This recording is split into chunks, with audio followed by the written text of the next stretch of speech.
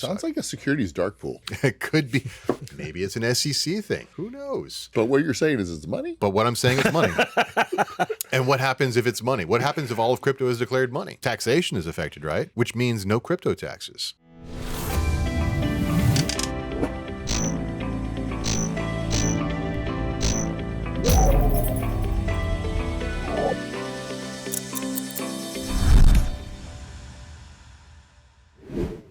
FinCEN, which is the organization that enabled my prosecution for using Bitcoin, has come out and said that mixers are money laundering.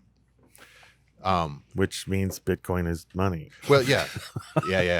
This is the interesting thing. They say it's money laundering. I say, money you say? Which has some interesting implications, but you noted immediately.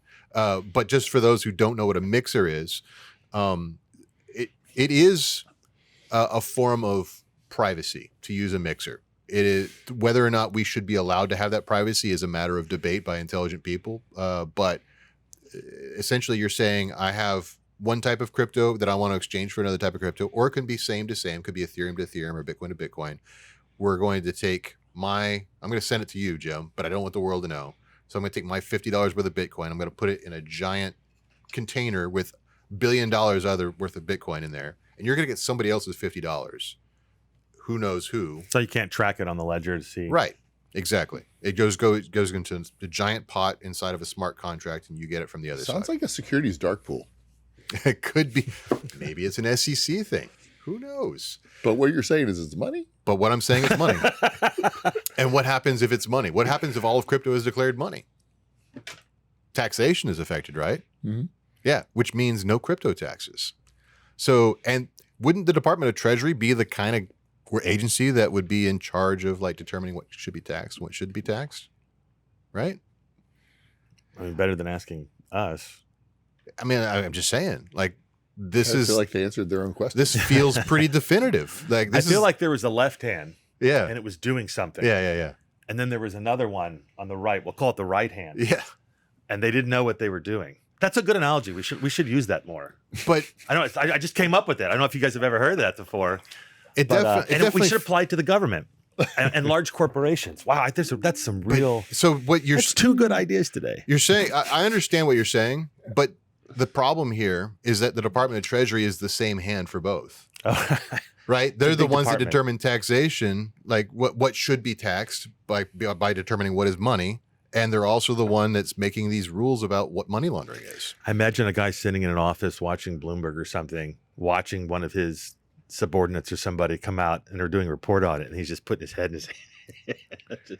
I don't know if you guys have watched the interview with Lex Friedman and Jared Kushner. I heard it was a thing. It was pretty spectacular. But one of the things that I found fascinating was that you've got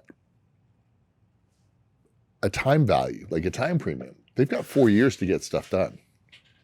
And it seems like they got a whole lot of nothing done in this first presidency. And if there is a change in power, all this goes away again.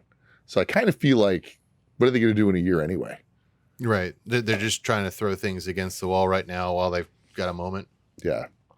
You know, let's throw a bunch of irons in the fire and see which one survives to the next administration. Which one can we hang on the next administration to be a headache? By throwing a bunch of the two, if there is a change and someone restricts it, now they have another media event to complain about it. Mm-hmm. Dismantling the rules, the whole Republicans go through regulations. I mean, we don't so even you throw 10,000 rules on the books in the last day, and you make the next administration spend their days going through and undoing them.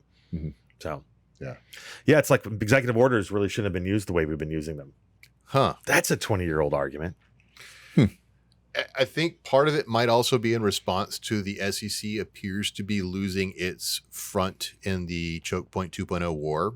What does that mean? So everything that has been happening that's anti-crypto in the last, 5-10 years, whatever it's been, that since this has been conceptualized as a thing amongst the echelons of power, is that every agency is trying to slow down crypto adoption by just making adversarial laws, not necessarily trying to root them in any type of sensibility. Your bank shuts sanity. your account off if they find out you're using Coinbase, which kind of ruins the whole point of Coinbase. Right. SEC is making sure everything is called security. FinCEN's calling everything a currency. All these things that are just happening at once that don't even jive with one another, right? Hey, thanks for watching The Merge. We've got a ton more stuff for you to watch on YouTube, on Instagram, on TikTok, everywhere. Check us out.